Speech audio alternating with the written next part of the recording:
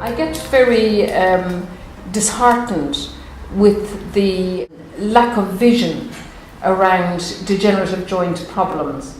There is sufficient research on various herbs and various other supplements to show that the disease outcome, the degenerative outcome with arthritis, we do not have to be entirely passive. At the very least, quite a number of the herbs are shown in research studies to be as effective as the anti-inflammatory drugs, but without the side effects of anti-inflammatory drugs. And these include herbs like white willow and devil's claw would be two in particular. But what I want to talk about is keeping the joints from being toxic. Now this would be controversial from a medical mainstream point of view, but from the point of view of herbal medicine, there's a joint space in the joints that are affected by degenerative changes. And these are surrounded by a membrane of synovium, which inside this there's a potential space. In order to keep our blood within stable parameters, we have to clear things that are too rich or irritating or acidic from the bloodstream. And from a herbal point of view, these are then put into the joint space or the skin, which is why skin can flare up as well.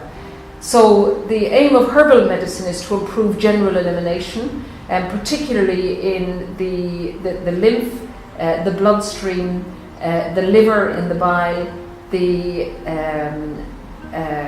bowels, the sweating, and nasal discharge, any mucus discharges. These are all ways of eliminating things from the body.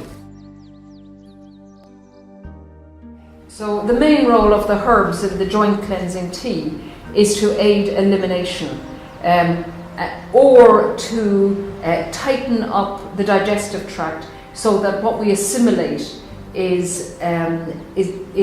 are not things that are necessarily harmful to us. So silver birch would be one of those. It has an astringent tightening action. Yarrow is good for the venous circulation. Meadowsweet is an anti-inflammatory. It's also soothing for the digestive tract.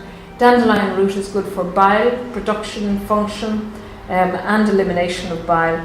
Peppermint is cooling. It's a refrigerant herb, also good for the digestive tract. And red clover, because the other influence on joints is hormone balance.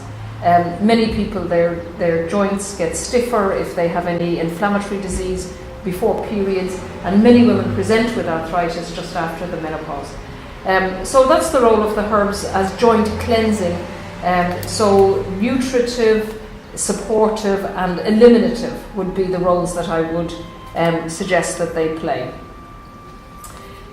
This is reinforced by the herbs in the joint relief blend, and they would be cramp bark for muscle spasm around the joint, devil's claw, which is well researched as an anti-inflammatory, prickly ash, which is good for relieving pain, silver birch again to tighten particularly the digestive tract.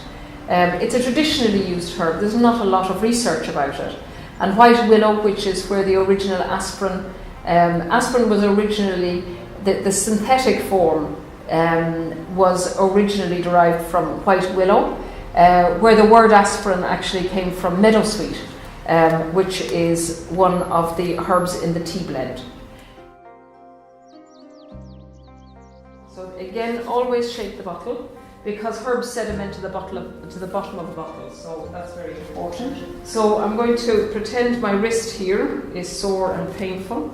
So I'm going to put a little bit of the herb into the palm of my hand.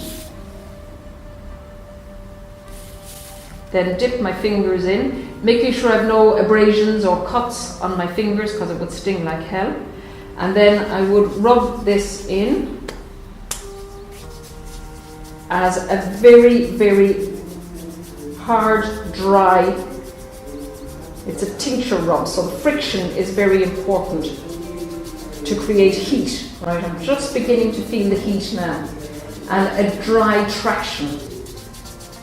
And that heat, the job of that heat is to bring together a rich blood supply to the joint, which then takes away any of the irritants. The one example would be uric acid for gout, but any other irritants, the rich blood supply will infuse it with any nourishment for the joint and eliminate and take away any of the irritants.